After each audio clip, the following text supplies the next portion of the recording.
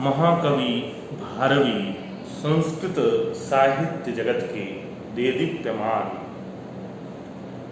रत्न हैं, नक्षत्र हैं। इनका महाकाव्य किरातार्जुनीयम बृहत्त्रयी में परिगणित होता है और आपका यह एकमात्र महाकाव्य वह अर्थ गौरव से परिपूर्ण है। इसलिए संस्कृत साहित्य के समालोचकों ने भारवी के विषय में अपनी स्पष्ट सम्मति दी है। भारवे अर्थ गौरवम यह कहते हैं, नपे तुले शब्दों में अधिक से अधिक अर्थ को अभिव्यक्त कर देने की जो क्षमता है वह वस्तुतः अर्थ गौरव की कसौटी है। अपने अभिव्यंजनीय भावों के प्रकटीकरण के लिए कवि उतने ही शब्दों का चयन करता है जितना उस अभिव्यंजन के लिए आवश्यक हो। भारवी का अर्थ गौरव उनकी गंभीर अभिव्यंजना शैली का विशिष्ट फल है और इस शैली में शब्द और अर्थ दोनों के जो सुडौलपन है उसकी स्निग्धता जो है वहां प्रतिपन्न है, प्रतिपादित है। भारवी भाषा भाव का जो काव्य सौंदर्य है उसके द्वारा जो रस परिपाक, जो वर्णन वैचित्र्य है, अलंकारों का जो वैविध्य है, छंद योजना का जो वैविध्य है, इन सब में जो है हम कह सकते हैं कि महाकवि भारवी जो है वो निष्णात है। अर्थ गांभीर्य और अर्थ गौरव की जितनी प्रशंसा हम करें वह भारवी के प्रसंग में हम कहेंगे कि वह अल्प ही है। महाकवि भारवी पद पद पर अर्थ गौरव जो है उसको उपस्थित करते हैं और यह अर्थ गौरव जो है उनके वैदुष्य और उनके गंभीर चिंतन का जो है निदर्शक है। भारवी ने जो है प्रायः सभी रसों का जो है कुशलता से प्रयोग किया है, चाहे श्रृंगार रस हो चाहे वीर रस हो, दोनों ही उनके अति प्रिय रस हैं। इन दोनों के जो है प्रणयन में जो है उन्होंने बहुत साधना जो है की है। वस्तुतः महाकवि भारवी संस्कृत काव्यों में हम कह सकते हैं कि जो रीति की शैली है उस शैली के जन्मदाता हैं, उसके प्रवर्तक हैं और इनके ग्रंथ का जो समारंभ है वो श्री शब्द से और सर्गांत श्लोक जो है उसमें लक्ष्मी शब्द का प्रयोग जो है हम कह सकते हैं कि यह इनकी निजी विशेषता है। महाकवि माँ का काव्य सौंदर्य जो है वो कुछ समालोचकों की दृष्टि में नारिकेल फल संमितम माना गया है, अर्थात जो बाहर से कठोर प्रतीत होता है किंतु अंदर से जो नितांत ही निर्मल है और नितांत ही मधुर है। भारवेरर्थ गौरवम भारवेरिव भारवे प्रकृति मधुराः भारवी गिरः आदि जो सूक्तियां हैं वो महाकवि भारवी की गरिमा और महिमा दोनों को प्रकट करती है। वस्तुतः महाकवि भारवी का काव्य जो है तो वो नारियल के फल के समान, नारियल जो होता है उसके समान कठोर भाषा की कंचुलिका में जो है तिरोहित है, अंतर ध्यान है, परंतु यह जो बहिरंग कठोरता है वह बहिरंग कठोरता के अंदर अंतरंग में जो है वो अत्यंत ही रसगर्भ निर्भरता है, सरलता है, सरसता है, मधुरता है। और इसीलिए एक पुरातन समालोचक आचार्य मल्लिनाथ जो है वो सहसा भारवी के संबंध में कहते हैं, नारिकेल फल सम्मितम वचो भारवे सपदि सद्विभज्यते स्वादयन्तु रसगर्भ निर्भरम सारभस्य रसिकायते रसगर्भ निर्भरम स्वादयन्तु रसिका। रसिक लोग जो है महाकवि भारवी के रसगर्भ निर्भर वचनों को रसास्वादित करें। इस प्रकार की बात जो है वो मल्लिनाथ कहते हैं। और इसी प्रकार की प्रशंसा जो है भारत चरितम के जो है प्रणेता कृष्ण कवि ने जो भी है वो की है। और उनके अनुसार जो है भारवी की जो कविता है वो सत्पथ दीपिका सी सिद्ध होती है। प्रवेश वृत्त्यापि महान्तमर्थं प्रदर्शयन्ती रसमाददाना सावारवे सत्पथदीपिकेव रम्याकृतिकैरिवनोपजीव्या।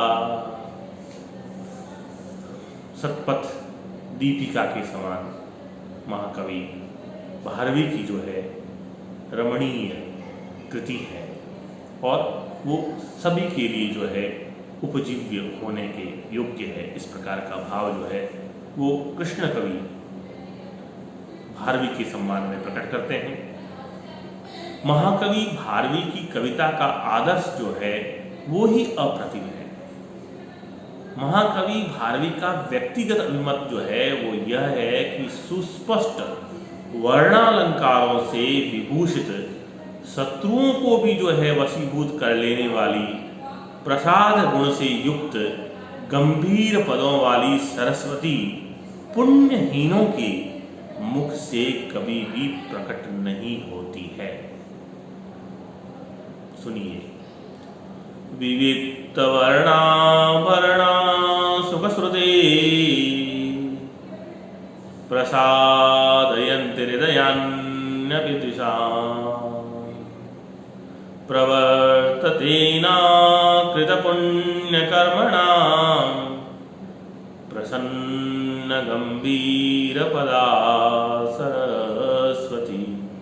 तो महाकवि भारवी की जो सरस्वती है, जो सुरभारती है, जो वाणी है, वो प्रसन्न गंभीर पदा वाणी है, ऐसा स्वयं महाकवि भारवी कहते हैं। और अगर वो यह स्वयं अपने ही विषय में कह रहे हैं तो यह ठीक ही कह रहे हैं, ऐसा हमको मान लेना चाहिए। महाकवि भारवी ने अर्थ, गौरव, कल्पना और सूक्ष्म विचारों का जो है सुमधुर जो है सम्मिश्रण जो है प्रस्तुत किया है अपने महाकाव्य में। उन्होंने अपना मंतव्य जो है जैसे कि हम कह सकते हैं कि इस श्लोक के माध्यम से जो है पाठकों के समक्ष रखा है। स्फुटतान पदैरपाकृता न च न स्वीकृतमर्थ गौरवं रचिता पृथगर्थता गिरां न सामर्थ्यमपोहितं क्वचित्। पदों में स्पष्टता, अर्थ गौरव युक्ता, अपुनरुक्त दोष और शाकांक्षता गुण का जो है होना अत्यंत ही अनिवार्य है। तब ही जाकर के जो है अर्थ गौरव परिपुष्ट होता है, परिपाक को प्राप्त होता है, परिणतावस्था में उपलब्ध होता है। सांसारिक विषय भोगों की नश्वरता और दुखांतता का बहुत ही कम शब्दों में बहुत ही सुंदर वर्णन जो है महाकवि भारवी करते हैं। वो कहते हैं, शरदं बुधरच्छाया गत्वर्यो यौवनश्रिय आपातरमया विषया पर्यंत परितापिन। यौवन जो है वो शरतकालीन बादलों के समान क्षणिक है, नश्वर है। भौतिक विषय भोग आपाततः मनोहर होते हैं, मनोरम होते हैं, किंतु इनका अंत जो है वो अत्यंत ही दुखद होता है। भारवी की वाणी का जो अर्थ गौरव है वह प्रथम सर्ग से ही हमको मिलने लगता है। दुर्योधन जो सुयोधन है, उस सुयोधन की राज्यसभा का सम्यक जो है आकलन करके जब वनेचर द्वैतवन में महाराज युधिष्ठिर के पास आता है और तभी जो है वो अपना संदेश जो है महाराज युधिष्ठिर को सुनाते हैं, तो उस वनेचर के संदेश में या वनेचर के द्वारा जो संदेश ज्ञापन है, यथास्थिति का जो आकलन है युधिष्ठिर के समक्ष, तो उसमें हम जो है अर्थ गौरव का जो है प्रथम दर्शन महाकवि माघ की इस अमर कृति में करते हैं। और वहाँ कवि का कथन है, ससौष्ठवोदार्य विशेषशालिनी विनिश्चितार्थामिति वाचमाददे। सौष्ठवोदार्य विशेषशालिनी और विनिश्चितार्थाम, वाणी कैसी है? विनिश्चितार्था है। और उसके साथ ही साथ क्या है? सौष्ठवोदार्य विशेषशालिनी वाणी है। अगर हम ये कहें कि यह जो वाक्य कवि कह रहा है वो वस्तुतः अर्थ गौरव का लक्षण भी है, तो इसमें कोई अतिशय या संशय नहीं होना चाहिए।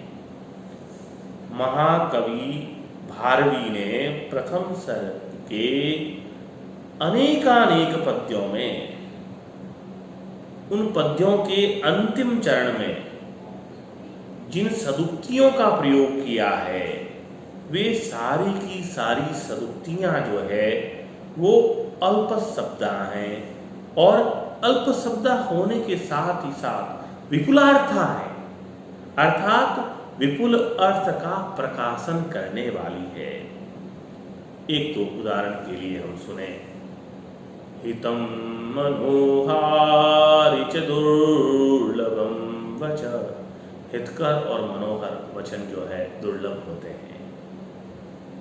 विचित्र रूपा खलु चित्तवृत्तय।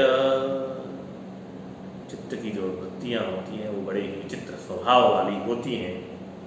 वरम विरोधोपि समम महात्मभि।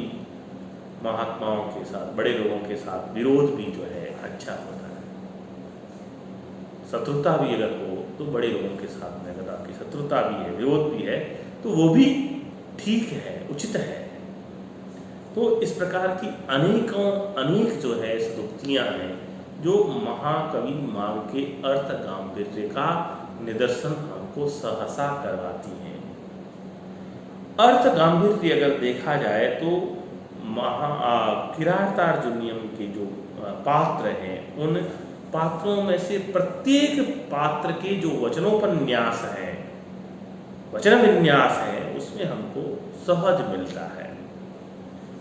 दूसरे सर्ग में भीम जहाँ पर जो है उपपत्तिमत है एवं ऊर्जिताश्रय जो है वचन प्रस्तुत करते हैं, तो द्रौपदी भी जो है वो अर्थ गौरव में वागीश जो बृहस्पति हैं उसको भी विस्मित कर देने वाली वाणी का प्रयोग करने वाली है। अभी वागधिपस्य दुर्लभम वचनम तदवदति विस्मयम। जैसे अल्प मात्रा वाली शक्तिशाली औषधि में गुणाधिक्य होता है, उसी प्रकार से द्रौपदी की जो वाणी है वो वाणी भी व्यथित करने वाली होकर के और अंततः क्या है, सुख देने वाली है। औषध जिस प्रकार से सुख देने वाली होती है तद्वत जो है वो सुखकरी है। महाकवि भारवी जो है इस बात को इन शब्दों में जो है वो प्रस्तुत करते हैं। कहते हैं परिणाम सुखे गरीयसी व्यथकेस्मिन् वचसी शतौजसाम् अतिवीर्यवती वभेषजे बहुरकल्पीयसि दृश्यते गुणा। तो तुलना जो है वो औषधि से जो है वाणी की तुलना है। व्यवहार ज्ञान करवाना जो है वो कवि का जो प्रयोजन बताए गए मम्मट के द्वारा 6 प्रयोजन के बताए गए, काव्यम यशसे अर्थकृते व्यवहार विदे शिवेत रक्षतये सद्य परनिवृत्तये कांता सम्मितयोपदेशे। तो यहाँ व्यवहार विदे भी जो है एक लक्ष्य जो है वो कवि के काव्य का माना गया है। तो जो व्यक्ति सट के साथ सटता का व्यवहार नहीं करता है वो व्यक्ति मूर्ख है, क्योंकि ऐसे जो दुष्ट लोग हैं ऐसे सीधे साधे व्यक्ति का जो है रहस्य जान करके उसको उसी प्रकार से नष्ट कर देते हैं जैसे तीक्ष्ण बाण और कवच से विहीन जो योद्धा होता है उसको दूसरा योद्धा नष्ट कर देता है। व्रजन्ति ते मूढ़धिया पराभवम् भवन्ति मायाभिषुयेन मायिना प्रविश्य हि घ्नन्ति शठास्तथाविधान् असंवृताङ्गान् निहितायिवेशवा।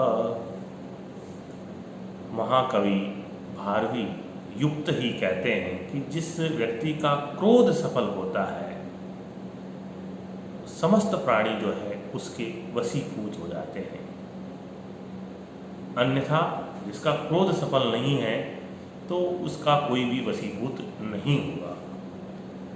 अवन्द्यकोपस्य विहन्तुरापदां भवन्ति वस्या स्वयमेव देहिना अमर्षशून्येन जनस्य जन्तुना न जात हार्देन विद्विषादर। महाकवि भारवी का जो ये अर्थ गांभीर्य है वो केवल सदुक्तियों में ही मिलता है ऐसा नहीं है, वो उनके प्रकृति वर्णनों में भी जो है हमको सहज प्राप्त होता है। महाकवि ने साधारण संवादों में भी जो नृप हैं, जो भूपति हैं, उन भूपतियों का जो निसर्ग दुर्बोध चरित्र है और उनका जो निगूढ़ तत्व नैवर्त्म है उसको समाहित कर दिया है। सुयोधन दुर्योधन जो है वो यथोचित रूप से समय का विभाजन करके समान आदर के साथ धर्म अर्थ एवं काम का सेवन करता है। फलतः कभी भी जो है उसके इस पुरुषार्थ त्रय में जो है आपस में अंतर विरोध उत्पन्न नहीं होता है। दुर्योधन के इस वैशिष्ट के ख्यापन में कवि जो है वो नीति शास्त्र का एक अध्याय जो है वो पूरा प्रस्तुत कर देता है। जैसे हम सुने, अशक्तमाराधयतो यथा यथम विभज्य भक्त्या समपक्षपातया गुणानुरागादिवशक्यमीवान् न बाधते अस्य त्रिगणः परस्परं न बाधते अस्य कस्य दुर्योधनस्य त्रिगणः धर्म अर्थ काम रूपः परस्परम न बाधते। तो हम देखते हैं कि महाकवि भारवी जो है वो महाकवि कालिदास के समान जो है प्रकृति को मानवीय भावनाओं की जो है भले ही संदेश वाहिनी न बना सके हों, लेकिन यह तो स्पष्ट है कि किरातार्जुनीयम में वर्णित जो प्रकृति कल्पना का जो चारुत्व है, वह उस चारुत्व में भी जो है अगर कोई चीज सर्वतः प्राक प्रद्योतित होती है तो वो अर्थ गौरव ही है। और कहीं कहीं तो महाकवि भारवी जो है वो कालिदास की भांति जड़ और चेतन दोनों को एकीभूत कर देते हैं। प्रकृति एवं नवयोति के जो अनुपम सौंदर्य को एक ही तुला पर तोलते हुए महाकवि भारवी शिशिरोपगम प्रस्तुत करते हैं, शिशिर के आगम को जो है प्रस्तुत करते हैं। कतिपय सह कारयुरापरम्यस्तुहिनो अल्पविनेद्रसिन्धुवार सुरविमुखहिमागमन्तशंसी समुपयौ शिशिरस्मरैकबन्धु। ये शिशिर के आगमन का जो है वर्णन वो महाकवि भारवी कर रहे हैं। इसी प्रकार से शरद ऋतु में जो है शिरीष पुष्प के समान हरित वर्ण वाले जो सुख समूह हैं वो मूंगे के समान लाल चंचुकुट में अपने जो है अपने धान की बालियों को लिए हुए आकाश में उड़े जा रहे हैं। इस प्रकार से हम देखते हैं कि क्रमशः हरित, रक्त, पीत एवं नील वर्णों का जो सम्मिश्रण है उससे आकाश में एक मनोहर इंद्रधनुषी शोभा की सृष्टि हो रही है। महाकवि भारवी के इस श्लोक को, इस भाव से परिपूर्ण इस श्लोक को हम सुने, जो कि अर्थ गांधीर्य को या अर्थ गौरव को भी जो है प्रस्फुटित करने वाला है। मुखैरसौ विद्रुमभंगलोहितै शिखापि संगी कलमस्य बिभ्रति सुकावलिर्व्यक्तशिरीष कोमला धनुश्रियं गोत्रविदोऽनुगच्छति। गोत्रविदः धनुश्रियम् अनुगच्छति। गोत्रविदः इंद्रस्य धनुः इंद्रधनुषस्य इंद्रधनुष की जो है शोभा को प्राप्त कर रही है। गोत्रविद इंद्र के धनुष की शोभा को प्राप्त कर रही है। तो हम यहाँ देखते हैं कि ये बहुत ही सुंदर वर्णन, प्रकृति का वर्णन है, लेकिन प्रकृति के इस सुंदर वर्णन में भी क्या है, अर्थ गौरव आप्लावित हो रहा है।